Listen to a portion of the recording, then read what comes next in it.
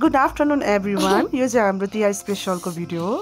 अनि हाम्रो चाहिँ यसरी भ्यू देखिन्छ हाम्रो घरबाट हैन। सुरुवात चाहिँ हाम्रो भाँडाकुँडाहरू धुएर सरसफाइ गरेर नै हुन्छ र हाम्रो कोठामा चाहिँ यत्रो ठुलो माकुरा भेटेको थियो जुन देखेर म एकदमै तर्सेको थियो। अनि त्यसपछि हाम्रो कुकुर तिहारको दिनमा हाम्रो स्नोवीको सानो भिडियो सानो बेलाको भिडियो क्लिप पनि खिचेको थिएँ मैले।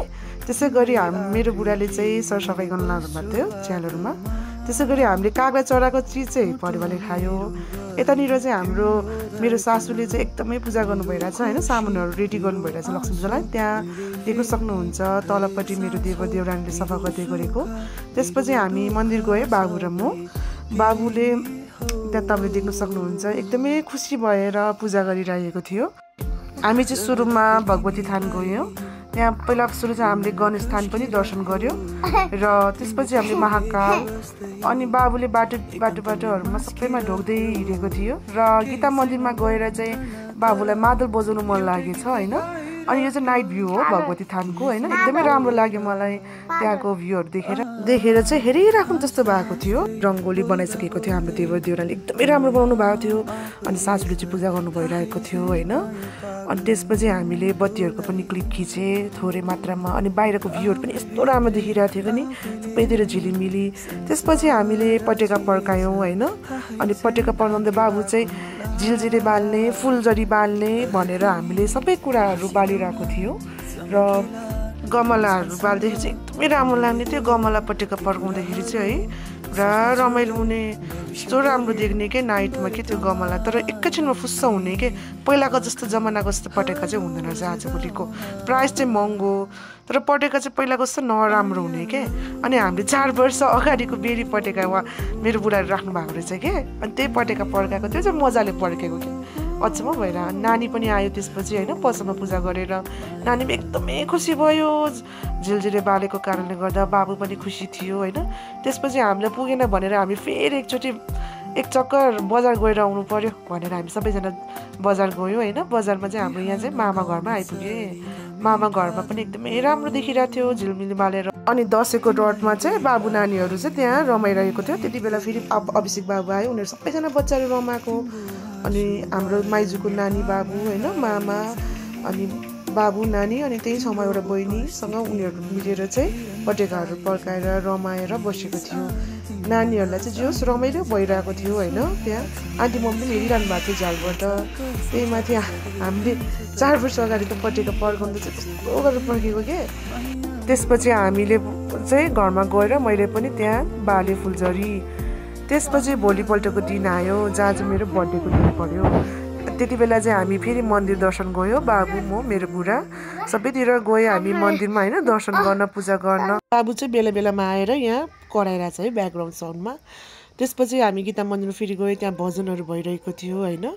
अनि त्यसपछि हामी माथिनिर पनि गयौँ, त्यहाँ पनि पूजा गऱ्यो। हर्षिती थान गएँ। घरमा जाँदाखेरि चाहिँ मेरो सासूले चाहिँ सगुन कति हँसाउनु भयो, धेरै नरिसाउनु भनिरहनु भएको थियो मलाई। अनि त्यसपछि धान सुकाउने बेला भयो होइन। हाम्रो चाहिँ लक्ष्मी दिनकै दिनमा आएको थियो, धान भित्रेको थियो होइन, राम्रै हो। अनि त्यसपछि बेलुकातिर चाहिँ हामीले यसो नानी बाबुलाई सानो सेलिब्रेसन गर्ने भनेर रमाइलोको लागि चाहिँ हामी होटलमा गएको थियौँ, बुढा हामी नानी बाबु होइन। अनि भोलिपल्ट बिहान चाहिँ म पूजाको दिन थियो जहाँ चाहिँ मेरो देवरानीले चाहिँ मसिबो बनाइरहेको थियो। हामी चाहिँ म पूजा हेर्नु गएको थियो, बाबु नानी बुढा म होइन। अनि सरस्वती बजारमा गएर एकदमै रमाइलो त्यहाँ भिन्दुना भइरहेको थियो। अनि जुन एकदम हाम्रो चाहिँ नेवारहरूको चाहिँ नयाँ वर्ष हो नि त भिन्दुनाको दिनमा होइन। अनि हाम्रो बाबु नानीलाई फोटो खिचिदिन्छु भिडियो खिच्छु भनेको बाबु त मान्दै नमान्ने के, जति खिच्नु खोज्दा पनि नमान्ने, घरि यता हेर्छ घरि उता है, एकदमै बदमास। अनि हाम्रो निर्भय बाबु पनि आइपुग्यो। अनि यो दाइको छोरी पनि आइपुग्यो होइन। उनीहरूसँग 4सँग फोटो खिच्नु खोज्यो, बाबुले फोटो बिगारेर प्रभु बल्ल तल फोटो खिच्यो। नभए त मान्दै नमानेर उनीहरू 4 जना बसेर होइन। अनि फेरि हामी माथिनिर कोपिन्थामा गयो, त्यहाँ चाहिँ म पूजाको लागि रेडी गरिरहेको रहेछ। अनि निर्भय बाबु र हाम्रो बाबु फेरि बदमास गर्नु थाल्यो। अब बच्चाहरू त्यस्तै त हो नि होइन। फेरि माथि कौसीबाट मैले हेऱ्यो म पूजा कस्तो भइरहेको छ भनेर। अनि बेलुका भइसकेको थियो, त्यहाँ देउसिरी गरिरहेको रहेछ। घरको भ्यू फेरि एकचोटि फोटोहरू खिचेँ, बत्तीहरू बाल्नु भन्नुभएको थियो। अनि बत्तीहरू मैले बालेँ। अनि तल किचनमा गएर चाहिँ हाम्रो मम्मीले चाहिँ भोलि बिहान भाइटिकाको लागि रेडी गर्नु भइरहेको थियो खानेकुराहरू। अनि भाइटिकाको दिन आयो लास्ट दिनमा होइन। हाम्रो बाबु नानीहरूलाई चाहिँ भाइटिका गरिरहेको भिडियो तपाईँले देख्न सक्नुहुन्छ।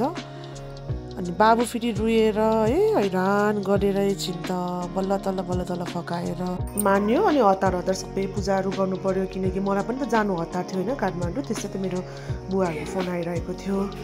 नानी बाबुहरू एकदमै रमाइलो मानेर उनीहरू भाइटिका मनाइरहेको थियो। त्यसपछि बाबाहरूको पालो आयो होइन। हामी एकदम भाग्यमानी छौँ, किनकि हाम्रो घरमा चाहिँ छोरी छ। छोरी चाहिँ हाम्रो लक्ष्मी जस्तै हो। अनि भाइटिकाको दिनमा चाहिँ हाम्रो ड्याडीहरूलाई उसको बाबा, उसको अङ्कल, बाबुको अङ्कल सबैलाई पूजा गर्छ मेरो नानीले होइन। त्यसपछि अनि हामी चाहिँ काठमाडौँ जान लागेको दिन चाहिँ रेडी हुन थाल्यो। हाम्रो सामानहरू प्याकिङ गर्न थाल्यो हामीले होइन। म चाहिँ भित्र रुममा गएर प्याकिङहरू गर्न थालेँ र अनि म चाहिँ काठमाडौँ पुगेपछि हाम्रो पहिला सुरु चाहिँ हाम्रो ठुलो दिदीले पूजा गर्नुभयो हाम्रो ड्याडीहरूलाई होइन।